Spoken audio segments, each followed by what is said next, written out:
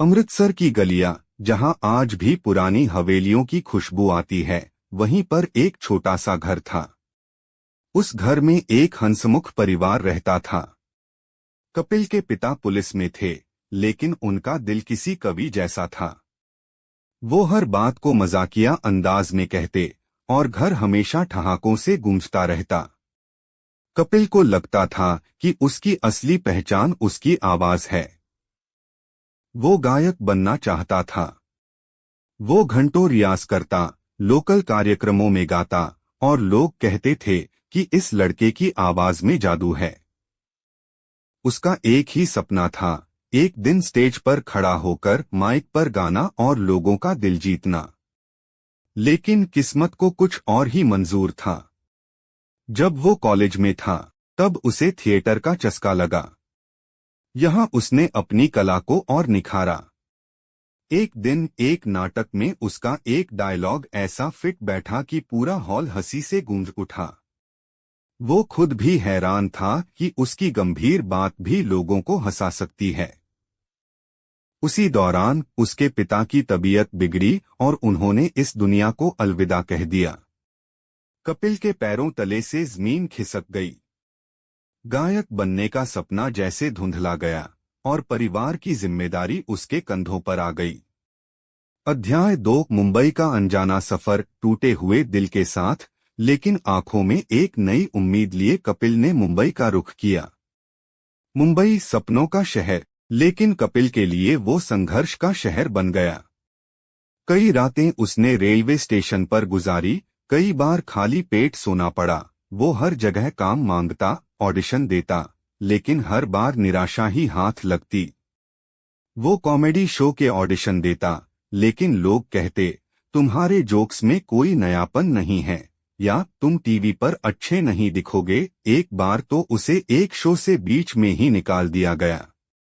वो इतना टूट गया कि उसने वापस अमृतसर जाने का मन बना लिया। स्टेशन पर खड़ा था, जब उसे अपने पिता की बात याद आई, बेटा कभी हार मत मानना, हंसता रह। और दूसरों को भी हंसा, इस एक बात ने उसे रोक लिया। उसने हिम्मत बटोरी और आखिरी बार अपनी किस्मत आजमाने का फैसला किया। हंसी का मंच और इतिहास की रचना। उसने the great Indian laughter challenge के लिए ऑडिशन दिया। इस बार उसने कोई रटीटाई स्क्रिप्ट नहीं सुनाई, बल्कि अपनी ही जिंदगी की कहानी सुनाई। उसने अपने पिता की पुलिस वाली नौकरी, अपनी माँ के चुटकुलों और अमृतसर में बिताए बचपन के किस्सों को अपनी कॉमेडी में पिरोया। उसकी बातें लोगों के दिलों को छू गईं, क्योंकि उनमें सच्चाई थी। वो जीत गया, और फिर उसने कभी पीछे मुड़कर नहीं देखा। ये जीत एक शुरुआत थी। उसने अपने खुद के show comedy nights with Kapil की शुरुआत की। ये शो सिर्फ एक शो नहीं, बल्कि लोगों के जीवन का हिस्सा बन गया। कपिल की हंसी, उनके किरदार और उनकी टाइमिंग ने पूरे देश को हंसाया। वो सिर्फ एक कॉमेडियन नहीं, बल्कि भारत के सबसे बड़े एंटरटेनर बन गए। लेकिन कामयाबी का ये सफर आसान नहीं था। शो बंद हुआ, उनकी तबीयत बिगड़ी और वो अचानक गायब हो गए। लोगों ने कहा उसका करियर खत्म हो गया, लेकिन जो सच्चा कलाकार होता है, वो कभी हार नहीं मानता।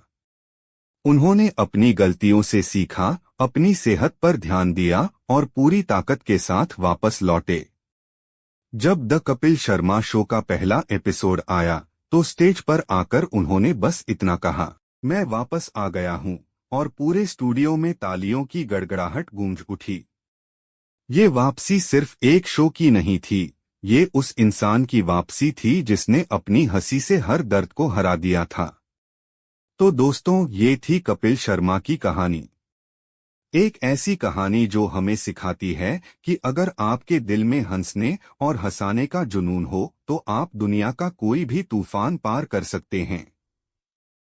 कपिल शर्मा की ये जर्नी आपको कैसी लगी, हमें कमेंट्स में जरूर बताएं।